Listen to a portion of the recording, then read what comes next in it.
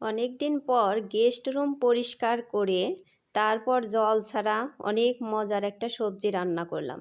Hello friends, নমস্কার, good morning সবাইকে। ইলাজ ব্লগে স্বাগতম। কেমন আছেন সবাই? আশা করি ভগবানের কৃপায় ভালোই আছেন। আমিও তো অনেক ভালো আছি। ইলাজ ব্লগে আরেকটি নতুন ব্লগ ভিডিও নিয়ে চলে আসলাম আপনাদের জন্য। আজকে সকাল থেকেই কিন্তু শুরু করে দিয়েছি যে 3 তলার গেস্ট রুম পরিষ্কার করা। এই রুমটা কিন্তু আজকে একদম পুরো রুমটাই ঝাড়ু দিয়ে পরিষ্কার করে নিব।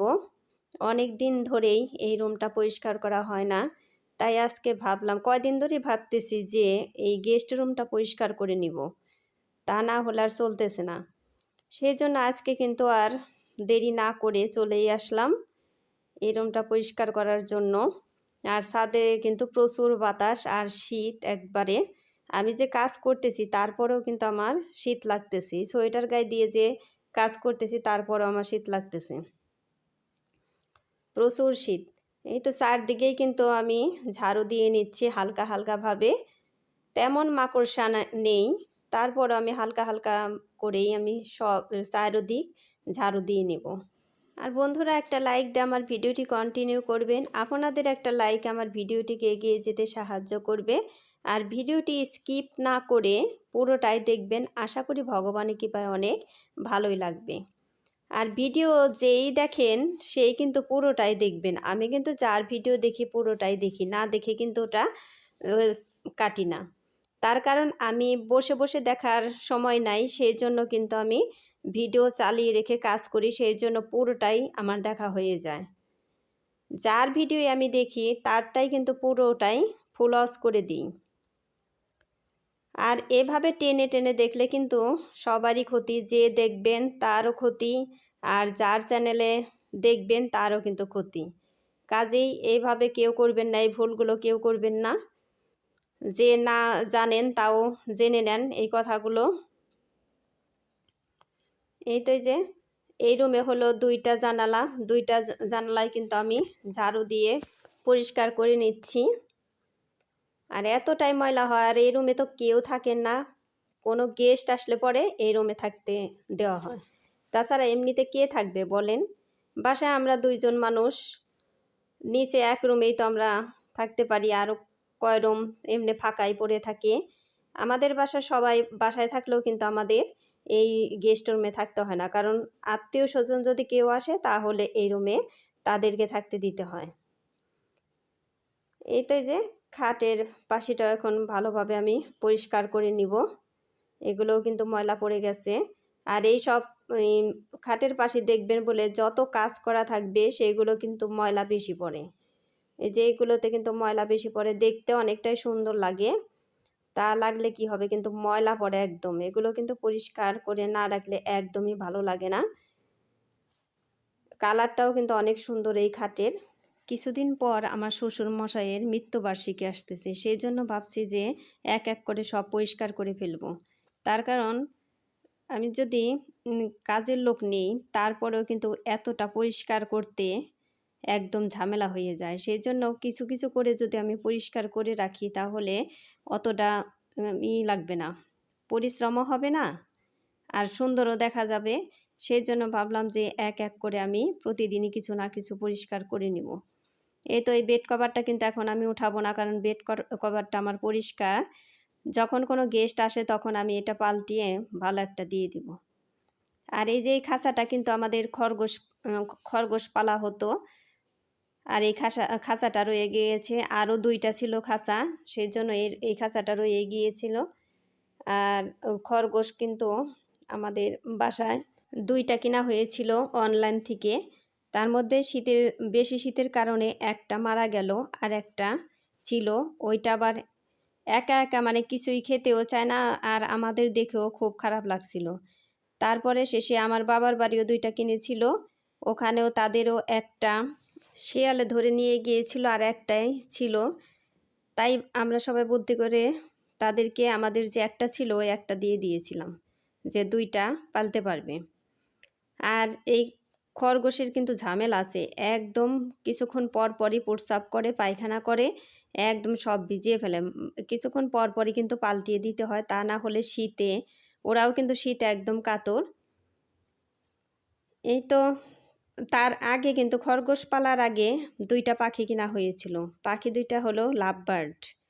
ওই পাখি 2টাও মানে শীতের কারণে মারা গেল। সেই জন্য আর পাখি না কিনে বড়দি বলে যে খরগোশই কিনি। খরগোশ সবাই পছন্দ করছিল, বাচ্চারাও খুব পছন্দ করছিল।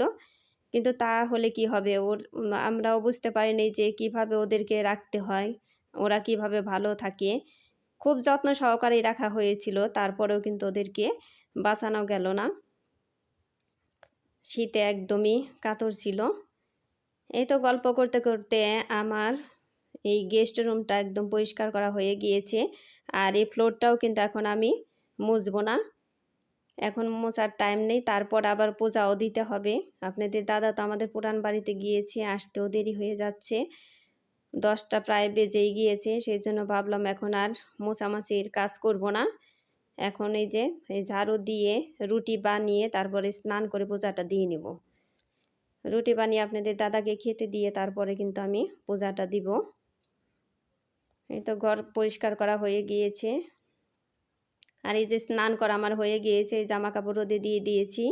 আর ওই যে 3টা টেডি বিয়ার, ওগুলোও কিন্তু তোলা বের করে আমি রোদে দিয়ে দিয়েছি ধুয়ে।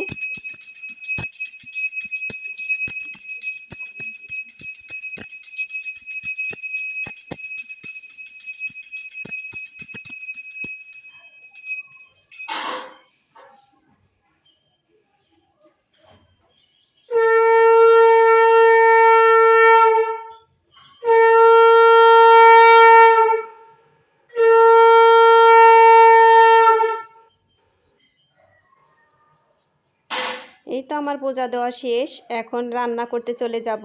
অনেক দিন পর গেস্ট রুম পরিষ্কার করে তারপরে জল ছাড়া অনেক মজার একটা সবজি রান্না করলাম। তাহলে দেখতে থাকেন। এই মজার সবজিটা দেখতে হলে কিন্তু পুরো ভিডিওটাই দেখতে হবে, তা না হলে বুঝতে পারবেন না যে জল ছাড়া কিভাবে সবজি রান্না করে।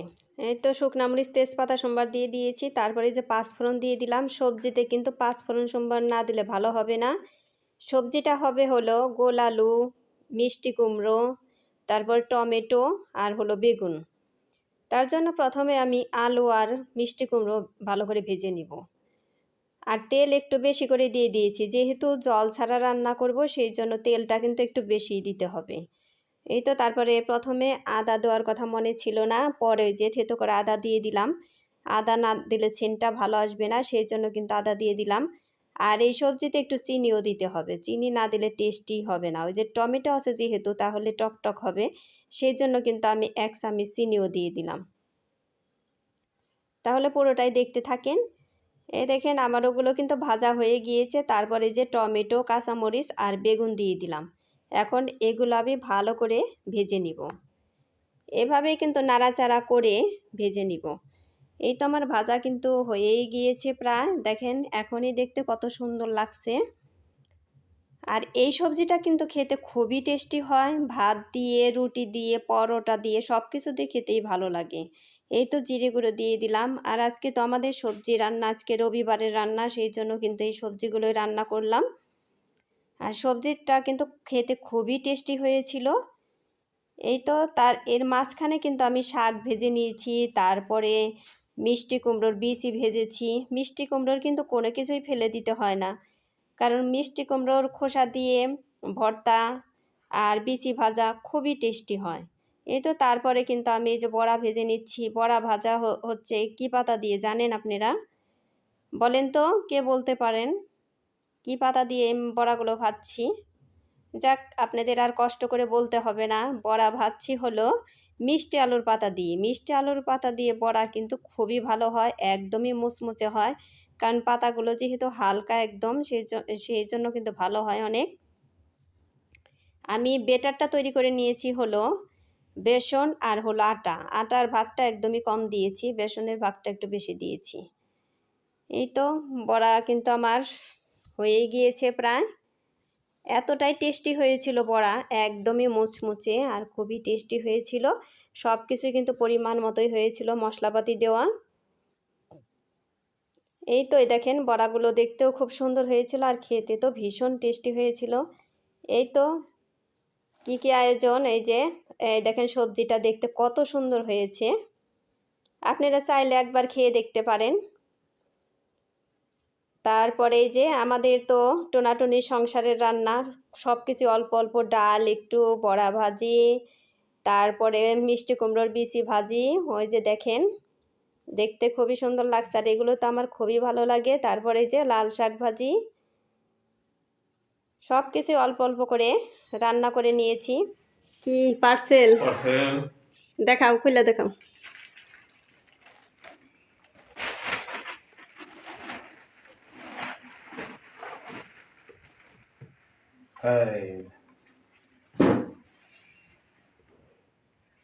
গায়ে দিয়ে দেখো তো কেমন হয়েছে।